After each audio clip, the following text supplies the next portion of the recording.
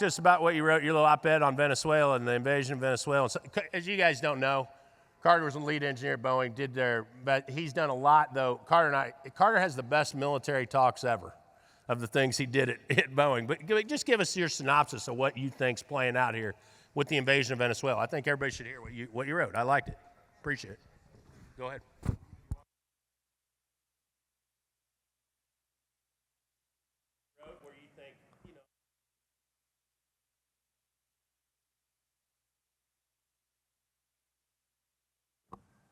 Oh, can you hear me now? Yeah. So you want me to cover what happened in Venezuela? Yeah, just like how you wrote in that letter you put out. Yeah. You know, our time in Afghanistan, Iraq, what we've been doing.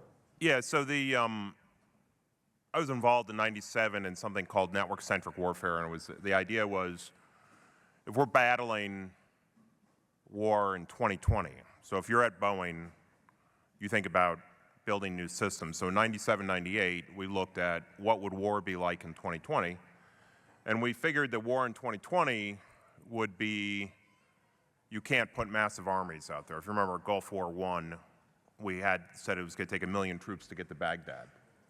And so the question is how do you affect military strategy or national will effectively? And so we developed something called network-centric warfare. And the idea was that we could integrate multiple domains.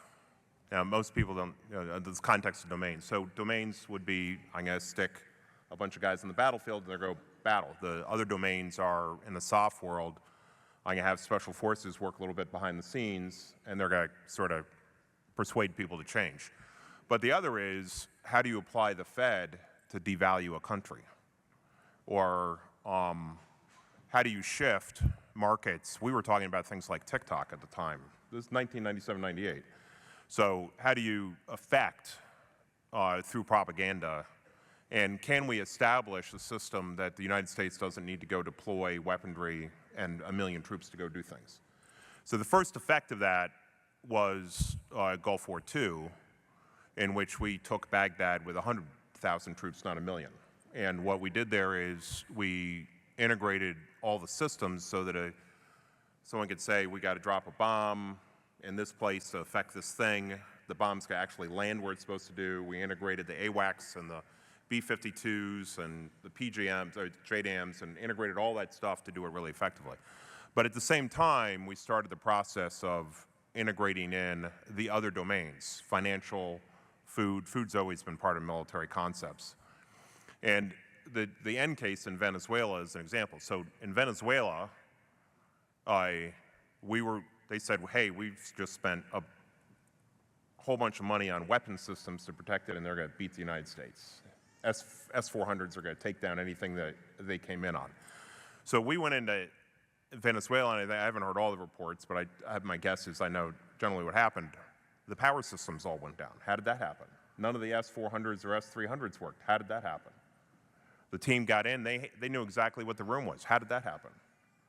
The amount of information that we had was at a completely different level. And someday you'll understand how it's done. But imagine the total domain awareness. Total domain awareness. And, how do you break into reliably? I'm going to run a mission for 2 hours. I've been keeping this secret, and I'm going to know that when I go penetrate that, the power will go off and will confuse them.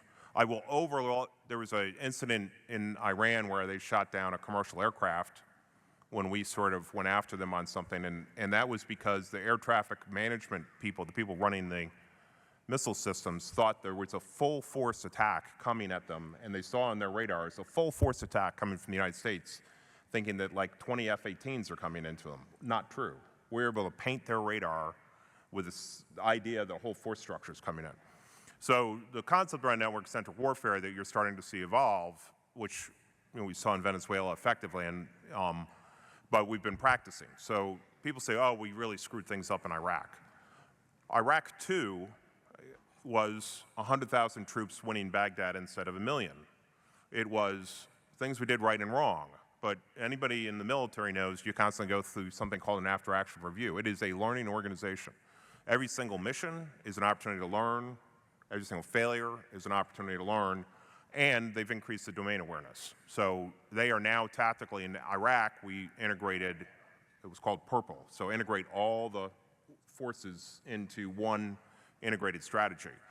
But now we're at the point where it's not just the military integrated, it is finance, it's news, and integrated in a way that we were even doing things, so we bribed, I'm sure that we bribed the hell out of people in Venezuela.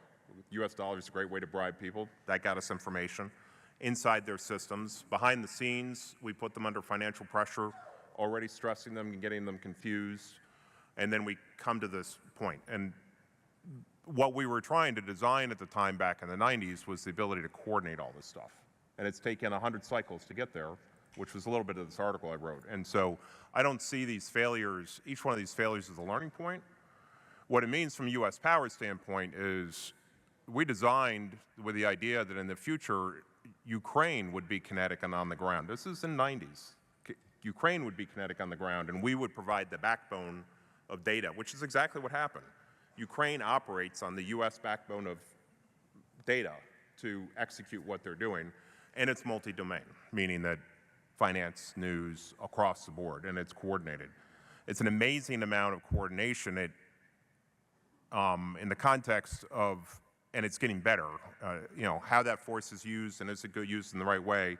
What it does mean is we can affect national power with a fraction of the resources. The ricochet effect of Ukraine is oil. We can now lower the price of oil. Russia runs on oil revenue and Iran on oil revenue. So we could go invade those countries, or we could draw their economies down that there's enough stress that people aren't getting paid, and then what do? They rise up and they start having the things that are going on. Like they're getting shot now, but those kinds of triggering events and how they're interacting is something that we've been working on, that I was involved back in the 90s and part of the 2000s on, and it has been going on. So there's a lot of sophistication to it. So does that cover what you wanted, or? Yeah, I just thought it was interesting talking to Carter that, you know, I think it's like, you know, got a lot of ring time, got a lot of time in the ring, right? And that matters when you're fighting. And like Charter says, China really doesn't. Some of the other countries really don't. So we've been able to really perfect a lot of things. And I think that you're seeing that now. That's what Carter's saying, play out in an exponential way. And so I got to believe the world seems like it's a safer place. But another thing I'll say, and I just don't know how to communicate this, is everything you're seeing and how battle is going on today and the geopolitical system is right now is pretty much what we were thinking through and mapping out as potential future. And I will say that when we did the analysis in the late 90s, we concluded we could not properly defend ourselves against China without agriculture being involved, and that we needed them dependent on our food. And then the ethanol bill in 2007 sort of screwed that up because it put Brazil online as a producer. We were thinking that Brazil wouldn't be a significant producer. And so that strategy got sort of askew in terms of we couldn't put enough aircraft carriers out. We needed to have food integrated into that. Yeah. So this does start getting into how we do agriculture and such. And, you know, these people think that way. No, I agree. Let's shift back hardcore maybe to ag. And Paul Windemuller, I'm going to kick off with Paul. I just love his story. I probably we don't even do it justice. Paul, you want to tell your story, just how you, first generation farmer. I've been looking for one of these. First generation farmer, and he's having some success, and he's using a lot of technology. Paul, tell me your background. Just set the stage, kind of what we're going to talk about as we move forward. Yeah, go ahead, Paul. Yeah, so I didn't grow up on a farm. My parents had a farm equipment dealership, and we grew up in a rural community. And I always had a passion to farm. I always wanted to be a farmer ever since I was a little kid. And so fast forward, I went to college for agribusiness, got a degree, ended up doing a stint in New Zealand on farm, learning out there. My wife and I, after we got married, we moved out there for a bit. And 13 years ago, we came back home to Michigan. We had $2,000 to our name. We had a 3-month-old baby that was born in New Zealand, and we had no home and no job. And 13 years later, we've got a great farm, 250 cows that we milk. here's, if you look at the screen there, that's our original startup. We started with no technology at all, very naively. We started with, bought this place basically no money out of pocket. That's a whole story in of itself. And then started the dairy with $20,000 and leased 30 cows from the neighbor and started milking cows in a parlor I built by hand. I dug the parlor pit with a shovel, jackhammered the concrete out of an old tie stall barn, and built that parlor, and away we went. So that's how we got started. And I had no information whatsoever. I was so naive. By the grace of God was the only way we made it through the first couple of years, because I was operating completely blind, didn't know what I was doing, but we kept growing. And you can flip to the next slide there. And in 2017, we built, before 2017, we built a new barn. Original freestall barn that we had was a 80-year-old turkey coop that I put some freestalls in and threw the cows in. And now today, this is one of our barns that we have on site. I invested in robots, milking robots. With that, we had wearable collars that we put on the cows. And my life completely changed at that point. You know, as I said, I was managing with no data whatsoever. And that's very difficult to do. And I wasn't a good dairyman either. Like, I was bad with cows. I'm just being honest. I loved working with cows, but I didn't have that intuition that most farm kids have when they take over a farm. And I was just flying by the seat of my pants, had very little experience. So when I got this technology, you know, the automation was great. It was great to milk cows with a milking robot. That was cool and all. But that's not what really made things work. If today somebody said, hey, I'm going to take away your sensors and your collars or your milking robots, I tell them, take the milking robots. I'll milk cows in a parlor again if I can have this equipment. Because what that data did was taught a kid that didn't know anything how to milk cows, how to take care of cows, and how to run a business. And that, to me, was where the real investment paid off. And we started, we went from bottom of the competitiveness to being in the top rung of operating competitively, and we're able to grow our business to the point that the facility allowed. And so you can fast forward to the next slide there. So what that did was really instilled a passion in my heart for technology and what it could do and how it could change the industry. And there's a program called Nuffield International Farming Scholars, started about, I think, 80 years ago back in the UK. It's a 2-year program where you basically travel around the world and study a topic. So my interest was, I heard this thing talking about artificial intelligence, right? That was kind of the thing back in 2023 when, I think that was when ChatGPT first launched their LLM platform. And AI was the big thing. Well, I had already used AI, my software programs and hardware that I had on hand, had that integrated, and I saw the power of what that did for me just with some of the simple algorithms that used.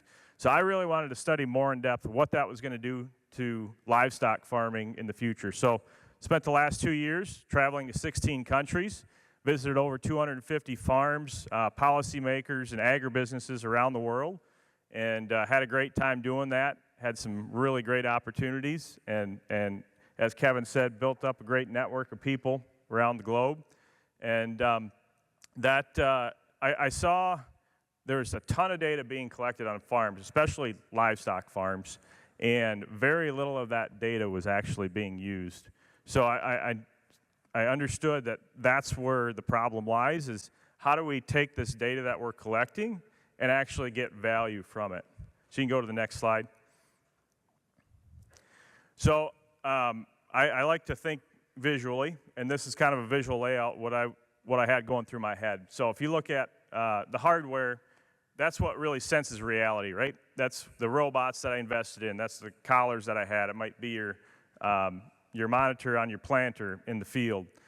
That hardware, it helps, it does a lot of things, especially on the automation side, but that's not really where the value lies. Then that hardware creates the data, which is organizing that reality that hardware took in. And then you have the insight layer, and that's where you truly start seeing the power of what AI can do today. And we're just on the cusp of understanding what that's going to look like. But even at that layer, that's not where the value is. It's in the decisions. So if you're looking at making a big investment on your farm, on hardware, or even a software program to create insights, nothing happens until you actually do something with it. So you can get all the insights in the world, you can collect all the data you want in the world, but you need to act on it. And I think that's one big thing that I took away from a lot of my travels is the people that were succeeding around the world. They didn't necessarily have all the data that I did, but they were really good at acting on it. They were really quick at being able to make a justifiable decision. And I think that's what AI is going to really help us do in the future, is understand and justify the decisions that we're making much quicker, so we can make quicker decisions and get that feedback loop working quicker. So those are a few things that I don't know if I got any more slides in there. So at the end of my program, I had to write a paper, an essay on my research. So if you're interested in checking that out, you can scan that QR code. I also have a podcast, so a lot of the travels that I did, you can listen to a lot of the stories. I interviewed people along the way and made a podcast out of it. So if you're interested in checking that out, that's up there too. Perfect. I appreciate that, Paul. Paul will be around if anybody has any questions. I think it's interesting. Sometimes I wonder if it's easier. I shouldn't even say this because I know that's not true. But sometimes it seems like it's easier to start just from scratch sometimes, than to go back and, look at GM trying to retool versus when Musk just started Tesla. It's tough. It's tough to retool. So I think it's very interesting how Paul's been able to do that from scratch, from basically nothing. So Mike, Roudi, tell us a little bit about what Emergent has and what your play is to try and create the connectivity on the farm and how you guys see that mapping out. And then we can move into the other sectors. Yeah, appreciate it, Kevin. It's actually perfect that I'm following Paul because everything he just said is really the foundation of what we're doing at Emergent, except I would almost think about it before you get to using AI, before you get to doing all these things, you really have to have the proper infrastructure on your farm to do those things. And I am a lifelong telecom guy, and when I met the co-founders of Emergent, I was really, frankly, when I first started talking to them, I wasn't sure what I was listening to. They were talking about the fact that there's profound connectivity challenges over all these farms, and I ran second largest broadband network in America for Time Warner Cable. It made no sense to me. But once I realized that, what we fundamentally realized is the ag industry in America is still fundamentally an analog industry because they don't have the foundational infrastructure available to them like manufacturing plants do, like the auto industry does, where the Amazons of the world, where they have these massive networks that they can connect to and generate all that data. So the way I like to think about it, the future of farming really is grounded in generating data on your farm and managing and owning it. So ground truth data that comes off your farm is one of the biggest assets going forward. You can't do, if we go back to the session from yesterday, that was all about AI and what Paul was just talking about, you can't do that if you don't generate your own data. And you're not in control of that data because the insights will never come from it. You'll always be using somebody else's information. And it will inherently be, it'll have a level of bias in it, maybe not intended, but it's not yours. So in order to do that, you have to solve basic stuff, right? You have to have connectivity over every acre of your farm. We always like to say, technology doesn't matter if it doesn't work over every single acre. And that's important because if you invest in ag tech, and we know there's a lot of people in this room that have done this, and it's not, they get very frustrated, but if you invest in ag tech and it doesn't work on 200 acres of the farm and it only works in this corner over here where you can see something, that's a problem, right? And it's an incomplete solution. So it only works when you have ubiquitous and pervasive coverage everywhere, because then you could really, you could go buy things. Look, think about everything we do in our personal lives, right? Back in 1999 is really when Wi-Fi really started taking off as a consumer application. When it's in your entire home, well, gee, then you can go out and buy a smart TV, and you can get Nest thermostats, and you can do all these things. When it only worked in 3 rooms of your house, which is the way it originally started, it wasn't so fun, and it was kind of an inconvenient technology. So the first step, in our opinion, is you have to solve that problem. And the good news is in today's world, with all the technology available to us, you can solve it. You can, if you don't have a cell tower near your farm, I'm telling you right now, no wireless carrier is going to come out and install a cell tower, because they cost about $2.5 million to build.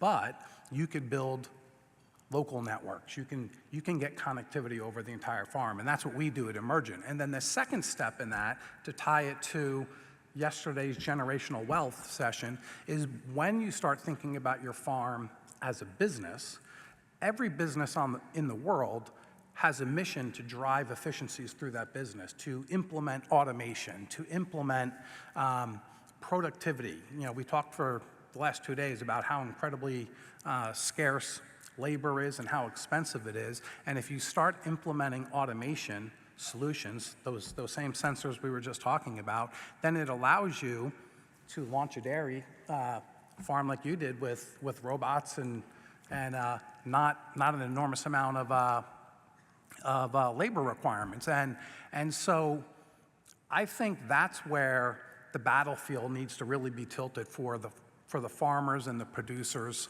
out there, so that they can control their own destiny, drive cost out of their business without making enormous investments. You don't need to spend $1 million on big, huge pieces of equipment to drive efficiency through your business. You could deploy really cost-effective sensors that'll help you monitor your tank fill levels, to automate your irrigation, to do all these really great things that'll give you that leg up to compete in the world and make some money going forward. So that's really what we do at Emergent. You know, we like to think we're sort of the step you have to do sort of pre all the AI, so that you have connectivity, that you have all these sensors on your farm, that you're controlling your own data, and then you can implement whatever AI tools and platforms, which are wonderful tools. They're awesome. They're going to change the way we do business and the way we run our lives immediately. But if you don't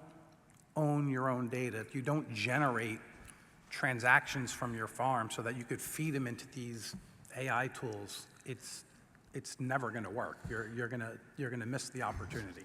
Hey, Mike, tell them about, like you were telling me, the guy that put all the tire pressure sensors out everywhere, and you know how that would work on the farm. I mean, one of the things we keep talking about is we've talked to a lot of folks. A couple of them are in this room, and the one thing when I talk to a farmer, the first thing that we start talking about is like, what is the biggest pain in the ass, mundane task you have to do on the farm just to get going for the day? And we were talking to several people, and they're like, you know what? I got a large farm. I got a lot of tires on this farm. I waste countless hours going to get a piece of equipment. It's got flat tires. I didn't know about it. Now I'm 2 hours behind schedule, so on and so forth. And it's a fairly simple process. Every car that we all drive has tire pressure gauges, but the problem is when you put them on all these tires, you have no way to get that data off of your farm. So when you deploy, we call them an IoT network or just any type of wireless network, now you can literally build a dashboard, and when you wake up in the morning before you finish your cup of coffee, you could simply look at a thing that says, hey, this pivot over here or this piece of equipment that we were intending to use today has got 2 tires that look like they're not working, or they're lower than they need to be, and you can proactively go address that the night before. And if you think about it, that's not a big deal. I mean, again, we do that on our personal cars all day long, but it doesn't happen out in the field. And think about the efficiency it creates for you. It allows you to take that, that guy, and I always like to say, being new to the ag industry, every time I talk to a farmer about how do you do something, it always starts with, I have a guy.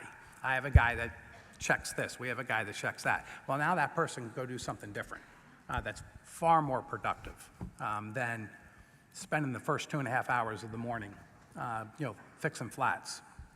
Yeah, and I just think that's a great way to think about it. What's the most pain in the ass thing you got? And then you try to, as Paul was saying, and Mike both, and I know Carter does this with a lot of, when he talks later, he'll talk about all the AI stuff he's doing, but trying to just figure out a way to automate the processes and get the end results that you're looking for and create that dashboard. So no, I love all of it.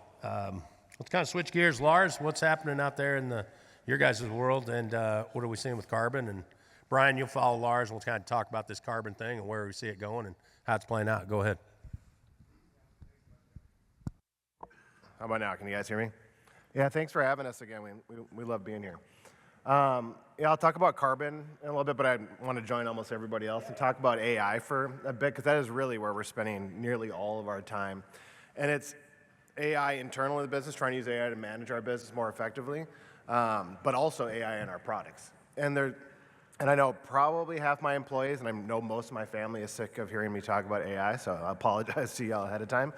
But the reason why I'm beating on it so hard is, in my view, AI is such a accelerating change agent.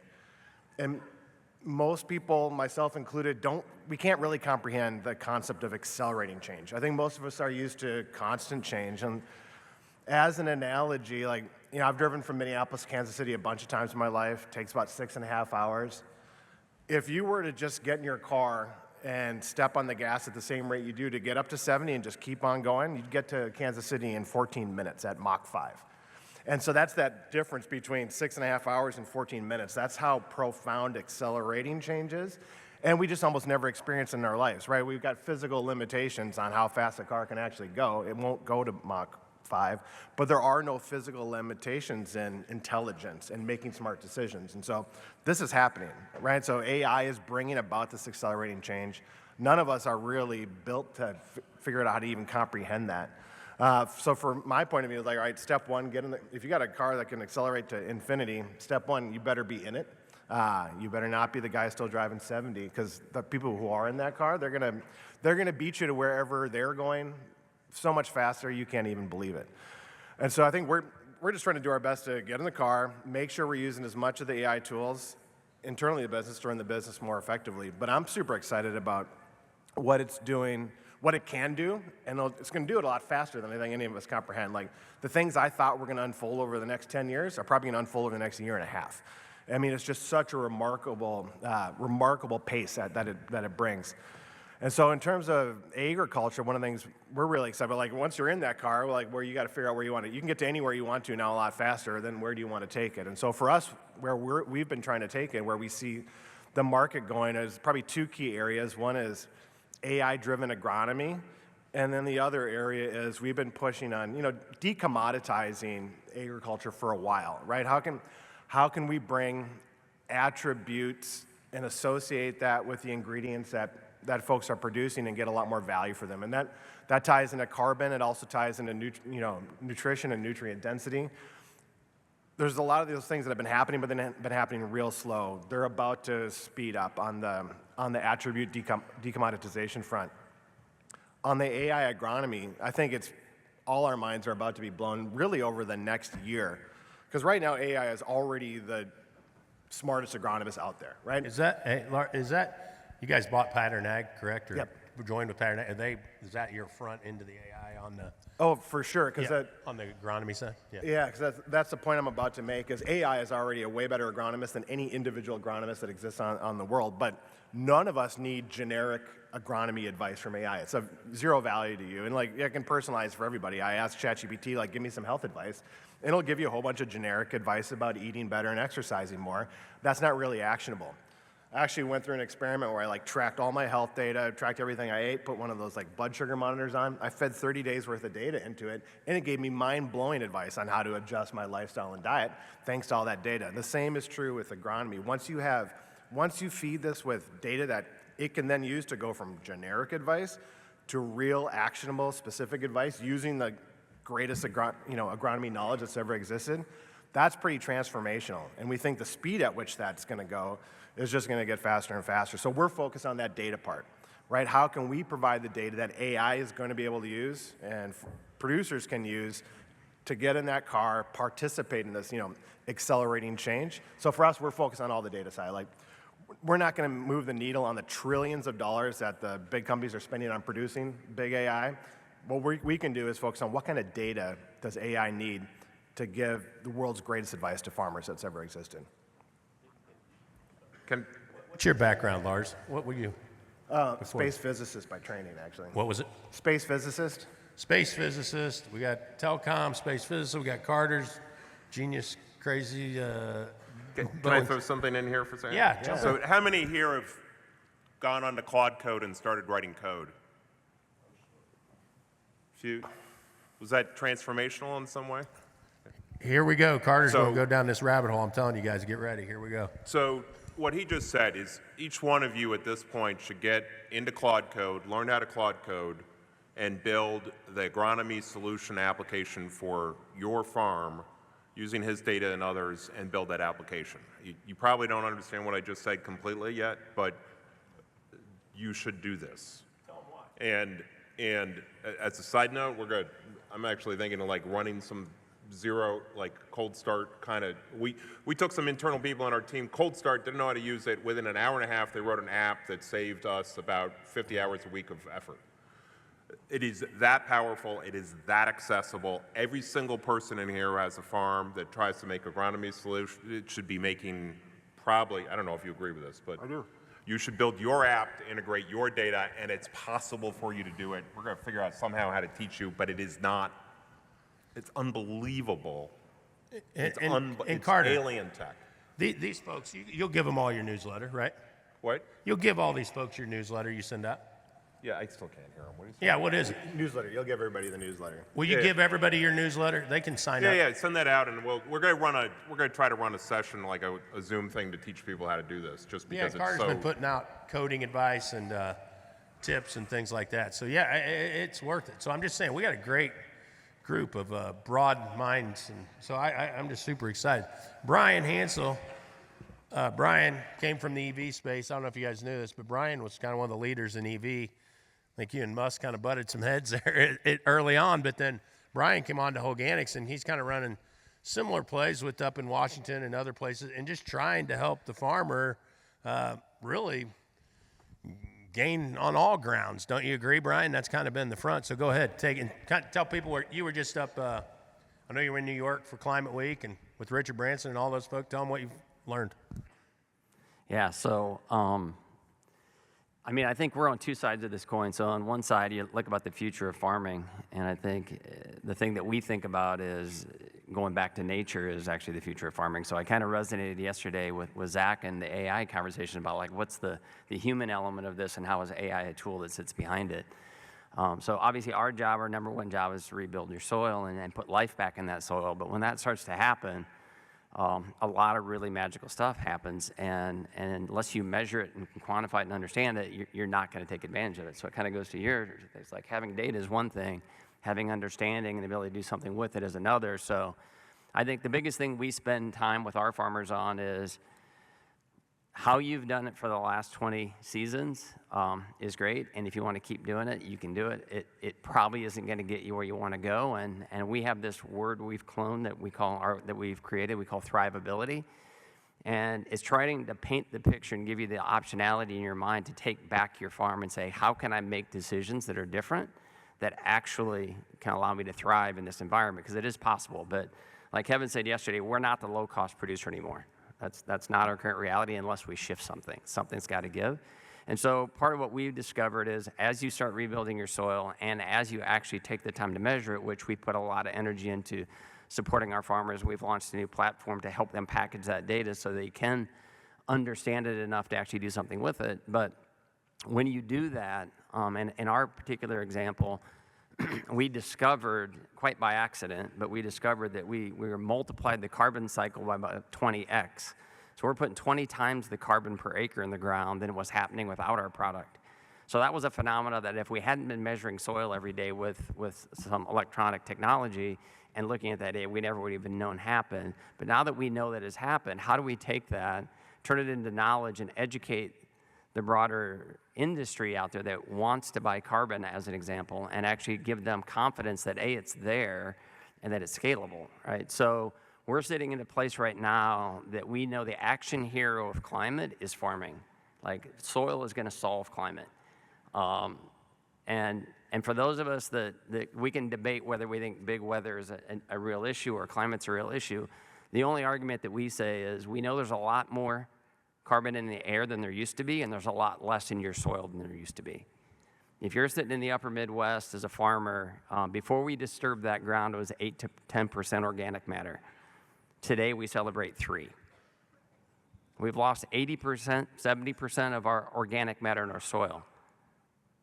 Organic matter is 58% carbon. So it came out of the ground and went into the air. We just want to put it back. Let's get it back in the ground. Once it's back in the ground, if we can measure it and quantify it, A, it's going to change how you farm, because we all would rather have 6% organic matter and the benefits of that than 3. But there's a lot of people on this planet, and the acceleration of this, now that people understand it, is there's a real community, and certainly AI, ironically, is the one driving this faster than anything. The amount of carbon credits on this globe that'll be purchased because of AI, they're talking about growing by over 25% that market, just because of the computing power and the energy and water needed to cool the servers to drive AI are exploding the amount of carbon going in the air, and they need farmers to fix this problem.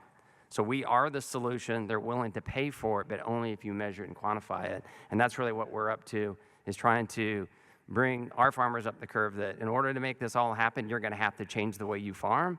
But there is something that not related to the price of corn that you can generate as long-term revenue on your farm if you do it right. Hey, Bryan, you guys have actually given farmers checks, correct? Yeah.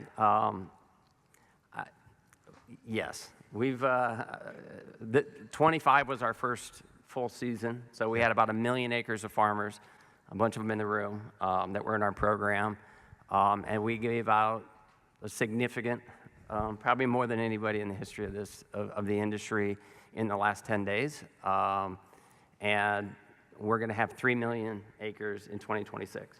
Yeah, and you're selling direct, though. You're creating your own carbon desk. You're selling direct to the buyer. You're not going through anyone. I mean, you're selling direct to Branson or Bill Gates or whoever's wanting it, correct? Yeah, correct. I mean, the reality is soil organic carbon and the way farmers have been characterized in the climate environment has been terrible. They don't like soil organic carbon. They don't think farmers are going to actually change. They don't believe in it. So there's no way we could outsource educating them on who you people really are and how we actually are committed to change and doing things right. And so we have spent the time and are continuing to spend the time to educate. And they basically consistently are like, where have you been? This is exactly what we've wanted. We didn't know it existed. We had a couple of farmers at Climate Week sit in front of the Planetary Guardians. The Planetary Guardians are probably the most, I don't know, pretty prestigious on the globe in terms of understanding climate and very respected in that circle. And one of our Iowa farmers stood in front of that 50 people and just told his story for 5 minutes. And they were in tears because he's like, all I did is improve my soil. I was able to reduce my fertilizer. I was able to reduce tillage. I was able to improve yields, improve nutrient value of my crop. And they're like, that's all we've ever wanted. We didn't think it was possible.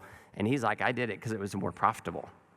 But it also gives you exactly what you want. So, yeah. Yeah, it's a great way, another revenue stream. I'm going to go to Walter next. Walter, you're going to have to, and then we're going to wrap up with Jay, Bob, and Carter, just so they're more on the investment side of things and investing in a lot of ag. Carter, I should say, Walter has already made a massive investment in his crush facility. And we're just trying to figure out, Walter, what's going to happen here with the RVO? What's going to happen with bean oil, the crush? I know you've been doing a lot of writing to people in Washington. And I should preface one thing, Walter. I talked to Soren on the phone yesterday. So Soren couldn't be here. It's one of the first ones he's ever missed, him and Andy. Soren's on the board of this Saudi company, so he had to be in Saudi Arabia. But he's also on the board at Darling. And Darling, I did not know this. I guess they're the largest renewable green diesel producer. in association with Valero. And so Soren wanted to call and say, this is maybe the most important year, and he's sad he had to miss. But Walter, you tell me if this is correct. Soren says we adamantly have to have the farm voice get a lot louder in Washington about this whole RVO situation. Because Soren said that big oil is coming to D.C. with all their money and saying that all this, only thing's going to happen with this RVO money is it's going to go to big ag. It's never going to make it to the farmer.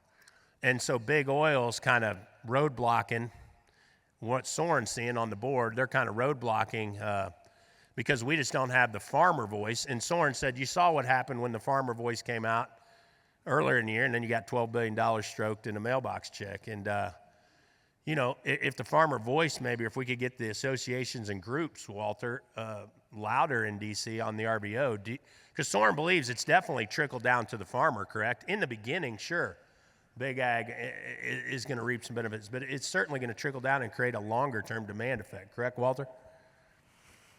Yes. Yeah, you take it from there. I'm just briefing you what Soren gave to me to say to the crowd that he'd love to get more farm voices in D.C. on this RVO. So, Kevin, you've thrown me off my game. I was going to talk about the future of food. I didn't want to get into the rant. How many people were here last year? And you got to hear my rant about this very issue?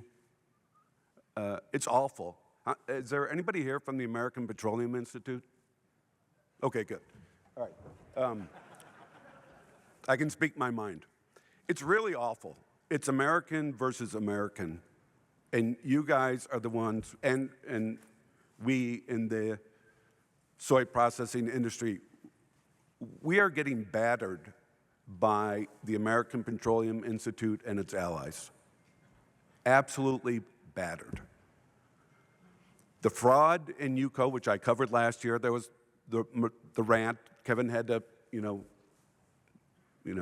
cut me off and say, all right, enough ranting, Walter. But we got defrauded with imports of virgin palm oil that was sprinkled at a port in China with used cooking oil, repapered as used cooking oil, came into the United States, was then processed into renewable diesel or biodiesel, collectively biomass-based diesel, BBD, and then received a RIN, participated in our renewable volume obligation, the blending rate of biofuels. Fraud. Fraud. Known fraud. The Biden administration, in leaving the Treasury Department, said fraud occurred on our watch. They admitted fraud occurred. That damaged soy processing margins. We went to negative levels for a 7-month period as an industry. Incredibly damaging to us, which means we weren't paying you higher prices for soybeans.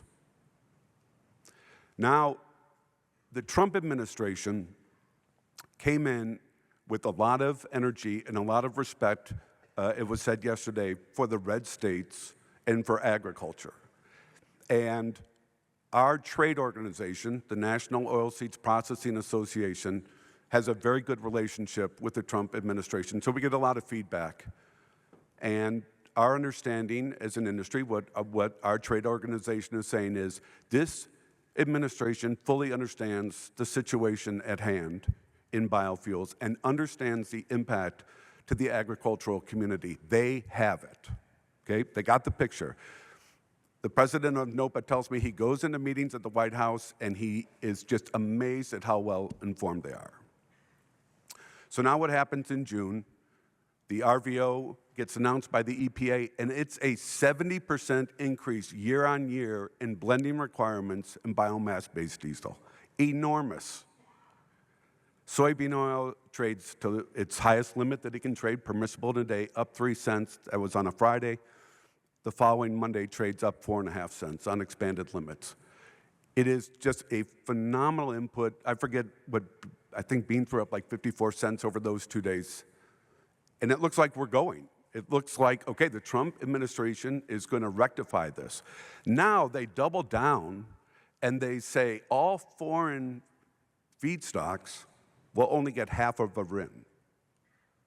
So they go 70% increase in volume and basically take used cooking oil and tallow from Brazil and any other feedstock and economically just destroy it. I mean, this is phenomenal news. That's in June. What have prices done since June? They've gone straight down. And who went to work on the Trump administration? The American Petroleum Institute. And the U.S. fuel industry, making it possible for China to send used cooking oil in to produce biomass-based diesel. I mean, this is absurd. This is American against American. And I'm sorry, I'm ranting. Ryan's here. He's supposed to wave his hand when I start ranting. But he's my minder. But it is American against American, and we are getting screwed over in the ag economy by big petroleum. And I know it was said yesterday that there's a sense that big petroleum's coming around. No, they're not. Absolutely not. So we have a renewable volume obligation that was supposed to start Jan 1. It hasn't started. Any of the requirements, any of the expansive requirements have not begun. So we have three. We have the renewable volume obligation, so that's the big, what's the requirement for blend. We have 45Z, which is the detail on the tax incentive on a per feedstock basis. And we have small refinery exemptions. None of them are done. By statute, they were all supposed to begin Jan 1. Who's the impediment? Who's stopping this? Our fellow Americans at the American Petroleum Institute and in the fuel industry. And it's disgusting. It's absolutely disgusting. So in this first quarter, we've got January 12th, we're going to get the USDA report. That's a big deal for input. And then by February, hopefully by the end of February, we'll have reconciliation of the big three, the RVO, 45Z, and the small refinery exemptions, which is what Kevin's talking about, which if Soren were here, that's what he'd be talking about. And it's a terrible situation. We're at break even and below in our industry and soy processing margins. If you hearken back, those of you who live near a soy processing plant to 2021 and 2022, when renewable diesel just began to grow, you were getting phone calls from your local soy processor with a basis push of 25 to 50 cents. Posted bid was 5 over. They'd call you up and they'd say, hey, do you have 10,000 bushels of beans? Yeah, maybe. I'll pay you 10 higher for them. Yeah, I don't want that. Okay, I'll pay you 20. I don't want that. All right, I'll pay you 50 higher. That's what was going on. I see many of you nodding your heads in 21 and 22. That's where we should be today. We should be right back in that mode with a 70%. We're going to be 70% higher than we were in 21, 22 on the required blending obligation, and we're not there. And What do you think, fellow Walter? Americans doing that. Is it going to happen? It's already passed. It's just the implementation, correct? I give up, Kevin. I mean, I don't. The thing that just I can't get my head around is how could the Trump administration come in with so much momentum, so much energy on this, and then just switch gears? I just, like, where did the momentum go? And then the other element, I'll just finish my rant, is this redirecting of the energy in the Trump administration to exports to China of soybeans. I mean, on China. China is the most exposed country in the world to food security, the most in the world. And it drives me nuts when smart guys like this yesterday said China's self-sufficient in food. He's talking about technology, the hard work that you do in producing food, and he said, he said, we're self-sufficient, India's self-sufficient, even China's self-sufficient. No, they're not. They're the most exposed in the world. They import 110 million metric tons of soybeans. I said this in last year, you can't get your brain around 110 million metric tons. That's just like mind-boggling. That's 1/2 pound of food per person per day in China. That's what they have to import. And it's soybeans. Why is the American Soybean Association going over to China and trying to undercut the president who's putting the squeeze on them? Who thought that was a good idea? That's like, somebody on the street corner begging for food, and you go to them and you say, well, should I go to McDonald's, Burger King? What can I do for you? I mean, they're desperate. China's desperate. But do you sense that? Do you feel that in the press? Does that ever show up on 60 Minutes? No, they've cowed the world. They've got the world just, it's crazy. They're starving, and they need your soybean production. So we switch gears in the Trump administration. Now we're going to fix soybean prices with more sales to China. China, per usual, an agreement's not an agreement. They tell us 12 million metric tons. It didn't happen because that's China. So why are we chasing that customer? That's a terrible customer. They're a commodity customer, right? Big volume and not going to pay you for quality. I mean, I don't agree with anything that Emily French would ever say or has said, but the one thing she said yesterday is we need farmers to get paid on quality because we're the quality leader. That's exactly right. That's exactly right. Emily got one right. And it really is got to change. The way we do business with China's got to change. And who cares about being, anyway. I could say so much more, Kevin, but I'm gonna switch over a bit. Well, let me finish just with. Well, don't go too much nuts. I know. We don't have much more head time. of steam. We gotta get 3 more people. Go ahead. All right, let me just finish on this. I didn't even get to the future of food. Well, I do want to get those points in, but just quickly on this, another thing that Emily said and some others yesterday as well, this whole idea of population, global population. Okay,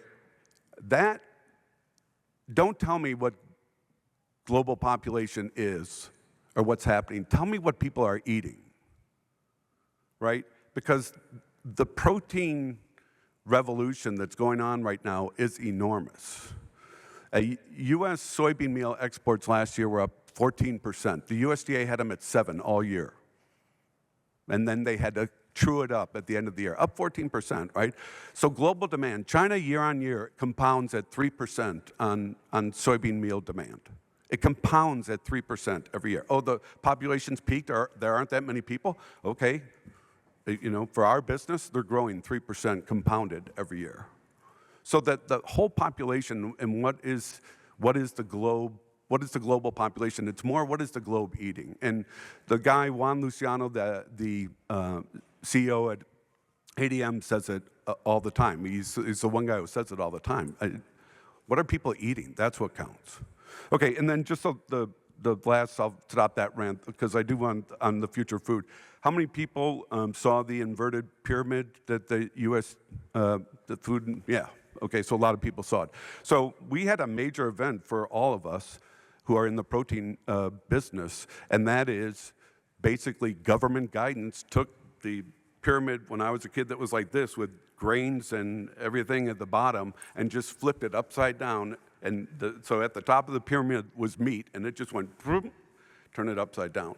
So this focus on protein as nutrition, I know Carter's probably going to talk about it, but protein as nutrition is a mega trend. It's an absolute mega trend, and under that is GLP-1 drugs and guidance on protein consumption. But your acreage, most of you are corn, soybean rotation, your acreage is on the soybean side is in fuego. It is absolutely, global protein demand is phenomenal. And yesterday we didn't talk about it enough with the group, but it is the story moving forward. Protein is the story. I would concur with Walter for sure. And Walter probably should have been on that panel in the morning, but like I said, I felt like there's a lot of limbo on what's happening, but no, I agree with the global protein. I think that's definitely the play. I know Carter's going to touch on it. And then you worked me up into a rant, Kevin. I know, that's all right. We needed to hear what the hell was happening, though. All right, well, thank you. And Walter puts out some good pieces, too. If anyone's not following Walter, they need to be. Thank you, Kevin. Yeah, Jay Felton's one of our attorneys, and his firm, Lathrop, they represent a lot of the big ag firms, Bayer, Helena. He can't talk about a lot of specifics, but I wanted Jay to address, like, what's happening with all these spinoffs. You know, Jay, like, what the hell's going on with all the spinoffs? Because we've got a lot of ag startups, and Carter will agree that there's no uptake, and, you know, it's worrisome, Carter, that when they do these breakups, I think it even becomes harder to get uptake. Do you agree? I mean, to some degree. Jay, tell us what you're hearing or seeing, why they're doing it. Well, it's a great question, Kevin. For me, I got to take a step back, and most of us in this room remember, but the big ag platforms came into existence, what we call the basics, what I call the basics, about the year 2000. And to see where we are now, we have to go back to then. You know, we looked at that being formed up when you put together, you know, Novartis Ag and AstraZeneca Ag and formed Syngenta. And a little bit, I guess, for those of us that were around, a little surprised to see the EU approve it and the FTC conduct an antitrust review and say this platform is allowed. Once that happened, off to the races. And we then have had 20 years of mergers, acquisitions, and consolidation. And it really makes sense, right? I mean, you have an integrated seed chem platform that would give you enough money to be able to do the R&D, to do the marketing, do the production, do the bundling, provide the agronomic advice, and it's worked really, really well. So that's what we've done for the last 20 years. Recently, in the last few years, 5 or 6 years specifically, the world's changed a bit. It's changed in two different ways, and that's really what's causing, in my mind, the spin-offs that Kevin's talking about. Two things. First, repricing risk. You don't have to pay much attention to the news to see that our industry is under attack by the plaintiffs' lawyers, attacking pretty much all the different chems that we have in different ways, shapes, and forms, not just glyphosate. Also, we have regulatory attacks. So when you're looking at pricing risk in 2000 versus pricing risk in 2026, you price them completely differently. The second thing that happened is, you know, the investment bankers, the shareholders, are looking at the ag companies, and they like them, but they're pricing different parts of the companies in different ways. So those two things have happened, and the net result of that is some of the basics are making some moves.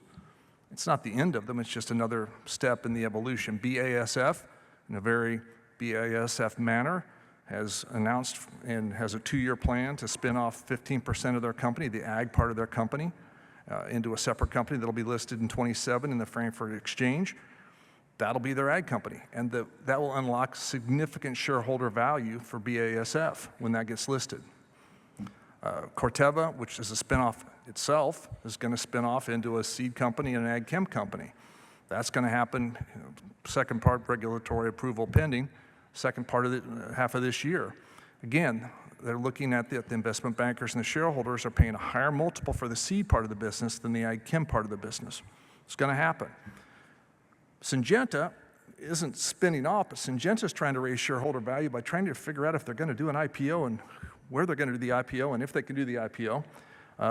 So that's how they're going to release shareholder value, and Bayer has its own issues. So you have a lot of different things going on here that are causing the spinoffs. And I think it's just the start of it. I think as part of the spinoffs, though, and this hasn't been out, and this is, put my lawyer hat on, not my farmer hat, but you're going to see a lot of ring fencing going on. And the question's going to be, none of this has come out yet, what kind of ring fence is BASF going to create? What kind of ring fence is Corteva going to create with the liabilities they have in the chem side and in the litigation side? The litigation side, chem and regulatory. The other wild card for me when you're pricing risk, and I'll rant. I'll rant. Walter and I can rant together on this, but it is preemption. Preemption, if we go back to 2005 in the Bates case, we lost, lawyers, the industry lost, the defense FIFRA preemption to say FIFRA preemption prevents state law claims for failure to warn on ag chem. 7-2 vote by the Supreme Court. Scalia and Thomas had a scathing dissent in that case and said if you do that, you're going to create a patchwork quilt of state law claims, and you're going to have agriculture attacked on many fronts by plaintiffs' lawyers, and you're going to have failure to warn cases all over the United States. And it happened. That's the world we live in right now, the patchwork world. And since then, since 2005, we're all like trying to catch the train back to preemption. We're all sitting there at the station trying to get a ticket on the train. We've tried to do it in a lot of different ways. And my prediction is this: if in 2026 we don't get some help from Congress, and this is really Clip and Kip and Mary Kay and Jay Vroom and others can tell you whether that's going to happen. If we can get some help from Congress on preemption, that could do a lot to repricing risk. If we could have that preemption defense again back in play, it could impact how these ring fences are done and how some of the startups are put together, because it could allow us to really price in risk and encourage people to put more money into R&D into chem. If that doesn't happen, then we're down to kind of a Hail Mary, and that's the Monsanto versus Durnell case, which is actually a Missouri case that's writ's been applied for the United States Supreme Court, and tomorrow goes to conference. And tomorrow the justices will sit in a room and decide whether they're going to take that case. If they grant cert in that case, it's a straight up preemption, FIFRA preemption case. If they take that case up, then we might get preemption relief there. We might be able to have that defense again, which again will affect how risk is priced, and I think impact a lot of these, the spinoffs and the startups. Last point, if these spinoffs, if Corteva's spinoff is approved, which I anticipate it will, smart people, smart lawyers, and BASF executes its spinoff, which also really astute folks, I don't think those are going to be the last ones. I think you're going to see more. So good opportunities for all of us. The integrated platforms that have benefited all of us, we're going to evolve, and that's kind of part of where we are. I think it will open up opportunities for new companies.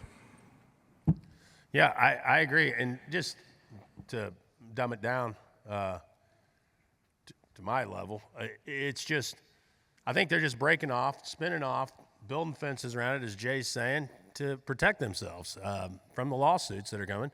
And when they spin off and break off, Corteva in particular, or whoever else, I do believe, and this kind of plays into Bob, they're looking to add some tech. They're looking to bolt on some tech. Don't you agree, Bob and Jay? And that gives them a bump in valuation, like Jay's saying. Instead of getting 6, 7x, they're going to get 12 to 14x with bolting on some technology, but quarantining off the problem childs or the possible lawsuits. So they're trying to quarantine off those problem areas and bolt on tech to some other areas to bump the valuation, correct?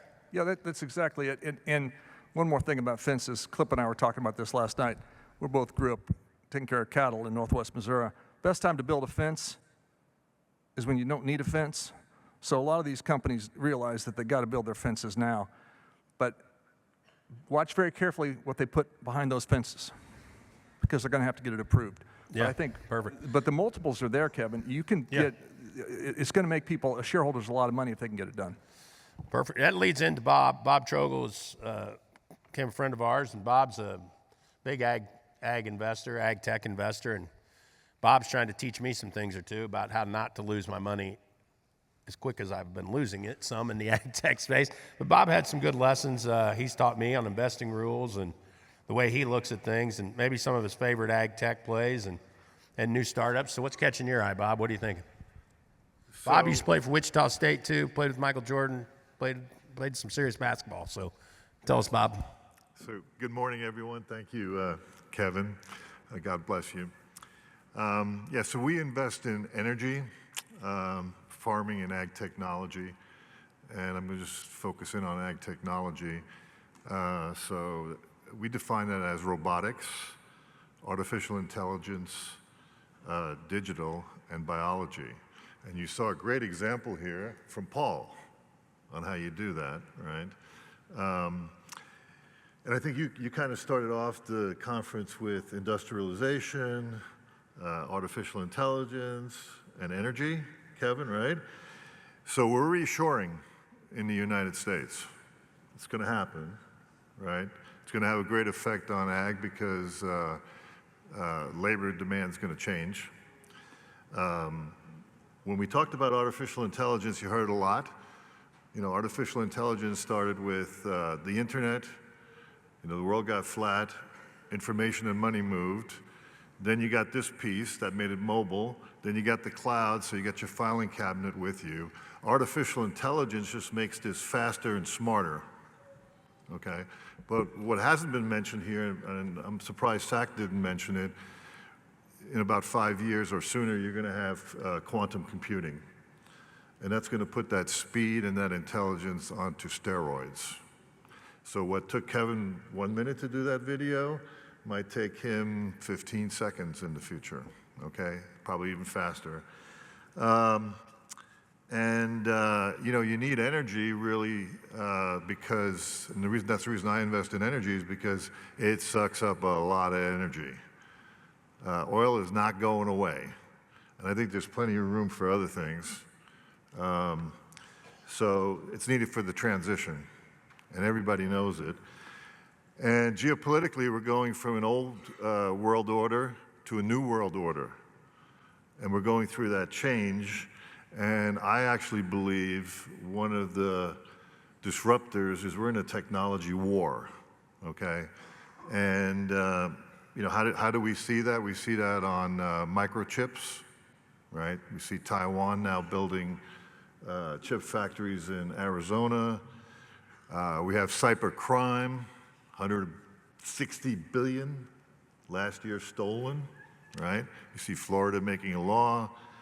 Cybersecurity, one has to insure himself today against IP theft and extortion, right? Big money in that. And then, of course, you got the new frontier, which is who's going to rule space, okay? So that technology war is ongoing between, I would say, primarily the Chinese and the U.S. So who cares about that? What does it mean for me? You know, in the ag industry, you know, where would you invest in agriculture? Well, I mean, a lot of technology has always come out of the military. You know, we've brought it into business, and then it goes into small business and society. You know, I would just say, you know, one of my takeaways the last couple of years, and I've been screaming this very loud, is your comparative advantage, right? How competitive can you be on a global basis as a farmer versus a Brazilian farmer, okay? Or as a maybe specialty crop producer versus a Peruvian or a Mexican specialty grower, or as a cattle rancher with the Argentinians, or even the Brazilians, or even the Central Americans, right? So technology really, for me, and you heard the examples yesterday, does one thing, and artificial intelligence will only do one thing for you, and we integrate it into our investing model, and we're integrating it more and more every day. It basically does two things. It takes cost out, makes you more efficient. That's it. It makes you more competitive, ultimately. So that's why you should do it. And then you got to find out, well, which technology, you know, puts you on, you know, the steroids. So we invest in companies like Mike's, and we bring technology to the farm gate. But, you know, the other thing that I heard, Kevin, was, you know, adaptation. So I would just say that the volatility you're experiencing, the amount of change you're experiencing is the norm. It's just going to get faster and faster. And thank you for mentioning that I was a basketball player. If you go from high school to college to professional to Olympics, right, and compete, the game only gets faster and faster. And you have to get yourself in shape. And that's really what we're in. Are you seeing a big advancement in See and Spray? Is that where you you think you're seeing that be sticky?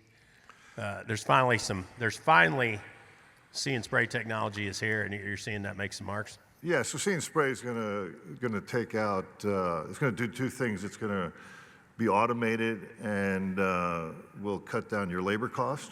Yeah.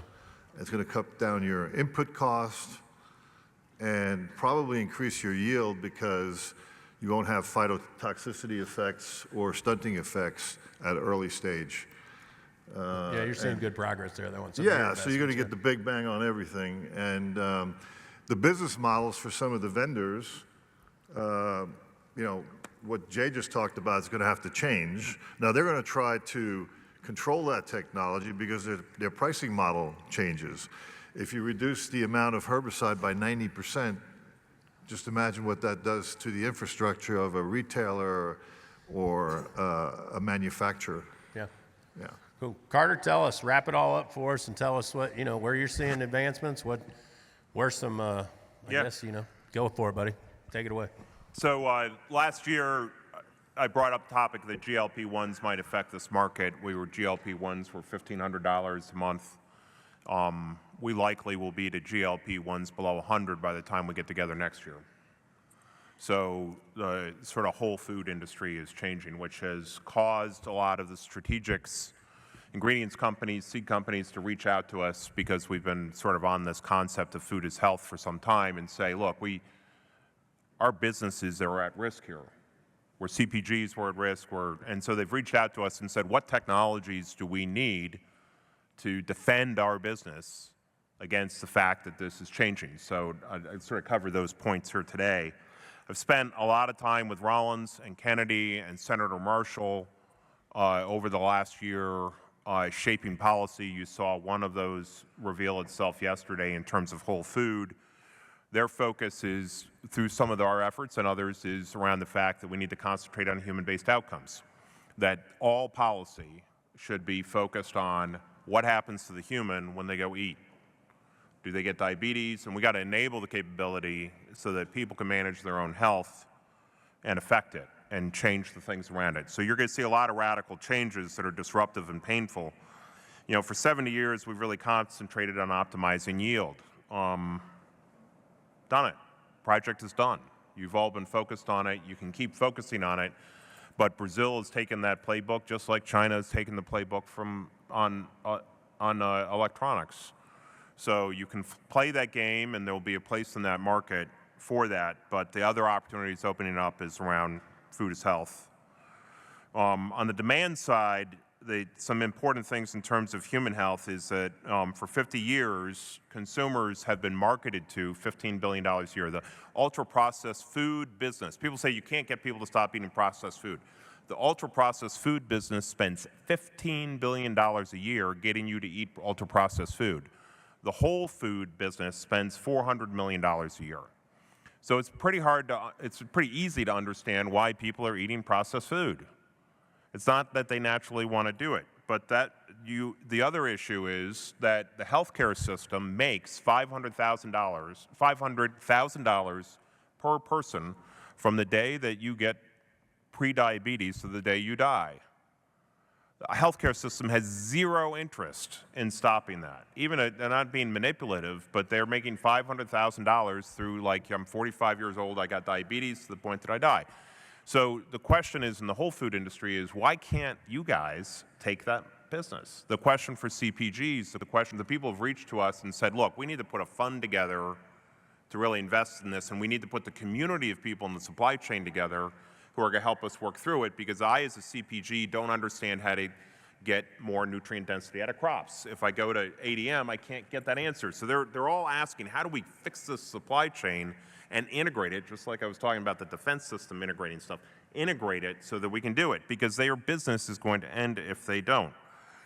And the costs are large, $500,000 per person, for example. So the system's breaking. So Kennedy's and Rollins have been very focused on this and integrated. We've had conversations, a lot of involvement in Roundup. You can go get rid of Roundup and cause a lot of trouble, or we can figure out how to fix soil health. That'll improve nutrient density. It'll reduce weed pressure. and then you can go ahead and get people healthy. And Kennedy backed off on Roundup in part because he heard that message. I think Kip also did a lot in terms of trying to get into, many of us have worked on this. But the idea is let's focus on improving the nutrient density of the crops.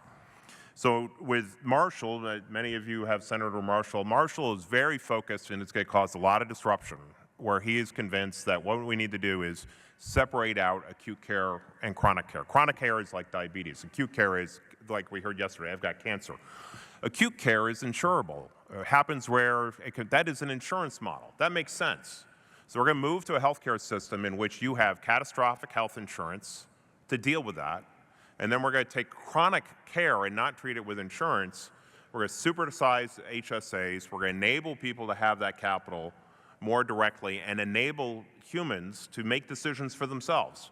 And in a sense, that $500,000 that's being used by the healthcare system and they're monetizing off of you having diabetes, move that capital back into your hands, and it's going to be troublesome. It's all this fight about enhanced subsidies on healthcare and such.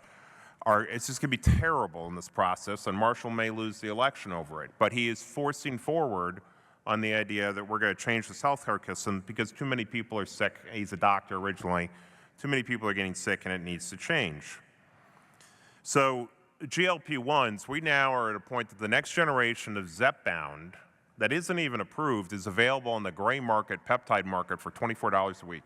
You can buy it today, and people are doing it. Just like we ripped MP3s in the late 90s to steal music, you can buy these drugs at a discount, and people are so desperate to lose weight. You know, people won't change their behavior, but they're going to buy gray market peptides for $24 a month. People want to change, and they want to live longer, and they don't want to be sick. So that market is opening up, and that is a market. That is the whole food market. That is the real food market. What we are now seeing is you've got a little bit of a decision to make. The whole industry is not going to change, but some of you are going to be in the business of, we're going to compete with Brazil, we're going to put scale, we're going to go to 100,000 acres, we're going to run operations that are very processed, we're going to do like the Kazan thing. Toyota came here and built cars and figured out how to do it. It's going to be very process focused, probably more towards commodity. The other side of you are going to make the decision is, I'm going to build value-added networks. I'm going to change my business model. I'm going to build or join value-added networks. I'm going to build Fairlife, or I'm going to be part of Fairlife, and I'm going to go after the market in which there are consumers who are willing to pay for more food that's healthy than pay for more health insurance that takes care of me and tries to fix what I've screwed up. Consumers, Gen Z, the younger generation, more than anybody has figured this out, and they're going to accelerate it. And they are your children, and they're going to influence you to change your behavior. So this is going to, you're going to start seeing in 2026, this is going to move fast. It's going to be 5 years. You're going to see this whole food thing that was announced yesterday by Kennedy, putting back pressure. We're now launching a fund in this area because the industry's come to us to do it. It's probably be about a $100 million fund. Mostly strategics. If you are a strategic or a large operator in this business and you want to move down that real food space, we're putting together the fund to bring in that technology to do it. Please reach out to me. Let's sit down. It's really more of a focus of how to build that community that's going to focus on how do I really change my business. I'm a processor. I'm a producer. I've got to now integrate with other parts of the value chain. And I need to re-engineer it, and that's the purpose of the fund, and so that's sort of our shift forward. But this is big stuff that's changing, and there are people that are working hard on it. You seeing anything else happening on the ag tech side? What do you think's going to come out? What's anything going to IPO, and maybe not this year, maybe next? I do think it's important to pay attention to demand signals. The thing is, people always talk to me like, what tech would you do?